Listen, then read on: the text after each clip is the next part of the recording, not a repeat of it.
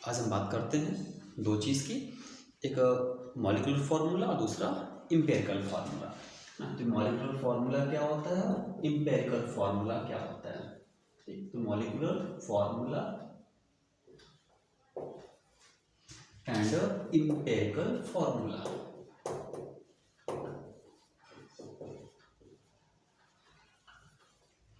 तो molecular formula क्या है और इम्पेरिकल फार्मूला क्या है। तो मॉलिक्यूलर फार्मूला क्या होता है, किसी भी मॉलिक्यूल का actual number of atom represent करना है ना, किसी मॉलिक्यूल का actual number of atom represent करना, एक्चुअल नंबर ऑफ एटम। जैसे ये एग्जांपल ले रहे हैं ना, एग्जांपल ले रहे हैं कौन कौन सा, और इथेन ले लेते हैं। इथेन, इथेन का फॉर्मूला C2H6। तो इस इथेन में 2 कार्बन और 6 हाइड्रोजन, तो मॉलिक्यूलर फॉर्मूले में सारे कार्बन और सारे हाइड्रोजन को एक्चुअली रिप्रेजेंट कर रहे हैं, उसका जो वास्तविक नंबर है ना, जो एक्चुअल नंबर है वो रिप्रेजेंट करता है मॉलिक्यूलर फॉर्मूला। ठीक, और इम्पेरिकल फॉर्मूला क्या होता है, किसी भी मॉलिक्यूलर फॉर्मूले को सिंपलेस्ट नंबर में रिप्रेजेंट करना है, सिंपलेस्ट फॉर्म में रिप्रेजेंट करना, यानी कि छोटे से छोटे रूप में उसको दिखाना। ठीक, यानी कि simplest number of atom, simplest number of atom, simplest number of atom.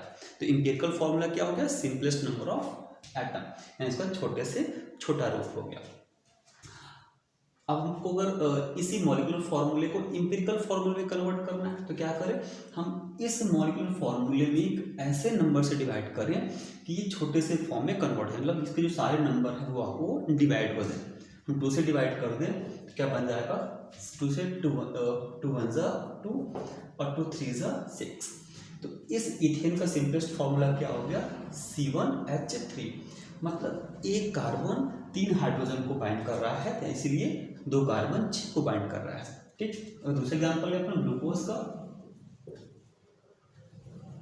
इसका फॉर्मूला क्या होता है, C6H12O6।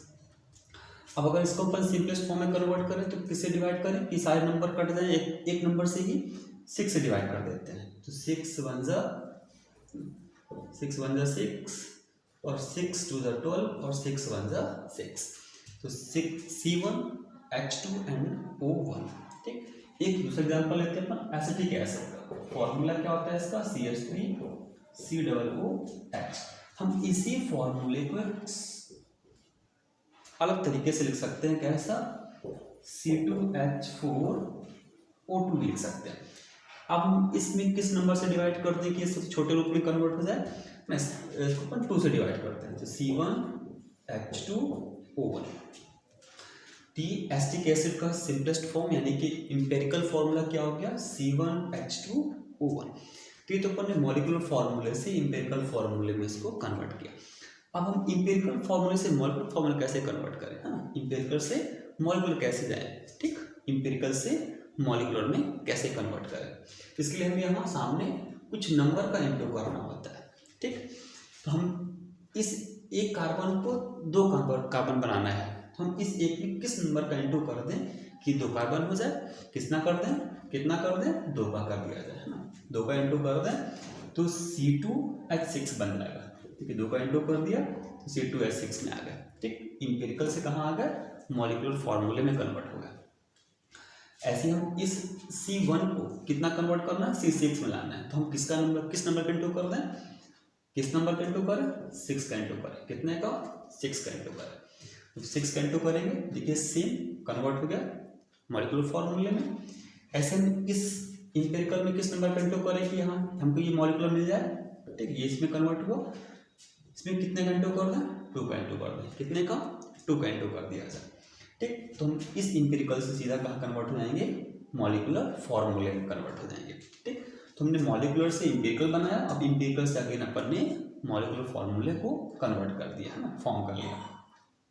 तो अब बात आती कि ये जो हमने ये नंबर इंटू कर रहे थे, ये नंबर कहाँ से हमको मिले, एन, ये एन यानी कि नंबर ये कहाँ से मिल रहे थे, ये नंबर्स क्या है, ये आपका होल नंबर हो सकता है ना, जो नंबर होंगे ये होल नंबर होंगे, ये फ्रैक्शन नंबर नहीं हो सकते, ये पॉइंट वैल्यू पे ये नंबर्स नहीं होंगे, ये हमेशा होल नंबर ही होंगे। 1 2 3 4 1 2 3 4 ही हो सकते हैं, है ना, उससे अधिक भी हो सकते हैं बट फ्रैक्शन पे नहीं हो सकते हैं।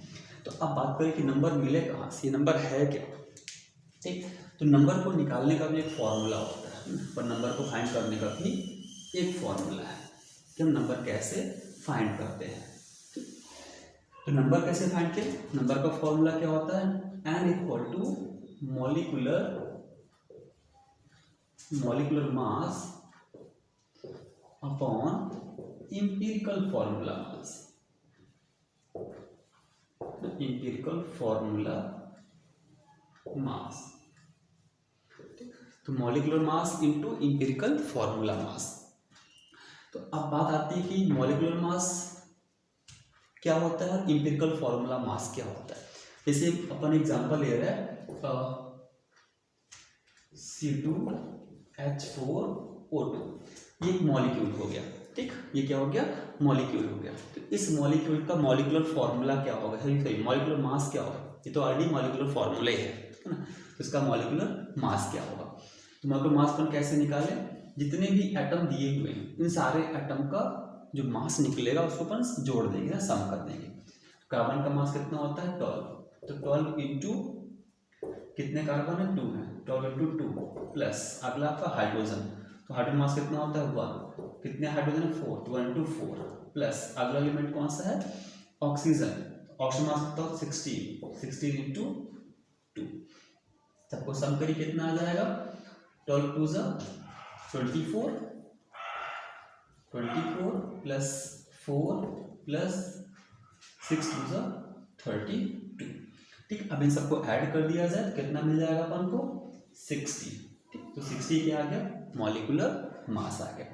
अब इंपिरिकल फॉर्मूला मास, सपोज करते हैं इंपिरिकल फॉर्मूला क्या मिल गया आपको, CH2O, ये हमारा इंपिरिकल फॉर्मूला अपन सपोज किया है, ठीक, सपोज कर लिया। इंपिरिकल कितना मिला अपन फॉर्मूला CH2O। अब हमको इसका इंपिरिकल फॉर्मूला मास निकालना है। कार्बन का मास कितना होता है 12 प्लस हाइड्रोजन का 1, कितने हाइड्रोजन 2 इंटू 2 कर दिया, ऑक्सीजन का 16, सबको जोड़ दे कितना आ गया 30, तो 30 क्या आ गया इंपिरिकल फॉर्मूला मास। तो हम अब इस फॉर्मूले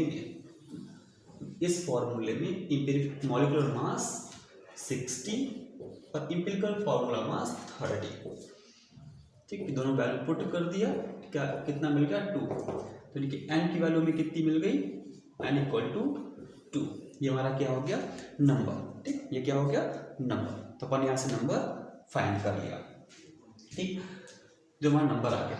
अब देखिए चीज और भी इसमें है वो दिखा से, molecular formula is equal to n into empirical formula, यानी कि अगर हमें इंपिरिकल फॉर्मूला मालूम हो गया और n हमको मालूम हो गया तो हम मॉलिक्यूलर फॉर्मूला आसानी से निकाल पाते हैं, ठीक। अगर हमें इंपिरिकल फॉर्मूला मिल गया है और n भी हमको मालूम हो गया है तो मॉलिक्यूलर फॉर्मूला आसानी से निकाल देंगे।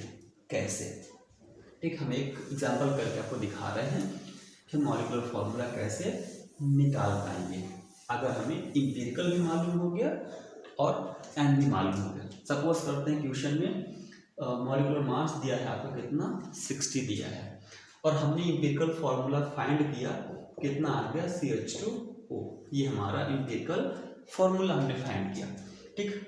और अब हमको n निकालना है, तो अपन जस्ट भी किया था इस एग्जाम्पल, तो इसका इंपिरिकल फॉर्मूला मास कितना आ रहा था 12 प्लस 2 प्लस 16, कितना आ गया आपका ये 30 आ रहा था। तो हम यहाँ से n निकाल पा रहे थे, 60 पहले दिया है मॉलिक्यूलर मास और इंपिरिकल कितना आ गया 30, तो n कितना निकला 2, तो n की वैल्यू 2 आई थी। हम इसी फॉर्मूले में 2 का इंटू कर रहे हैं, तो 2 इंटू CH2O, जब इसका इंटू कर देंगे तो क्या मिलेगा C2H4O2, ये हमारा क्या निकल आया मॉलिक्यूलर फॉर्मूला, ठीक, ये क्या हो गया मॉलिक्यूलर फॉर्मूला, ठीक, क्या निकला मॉलिक्यूलर फॉर्मूला निकल आया, ठीक।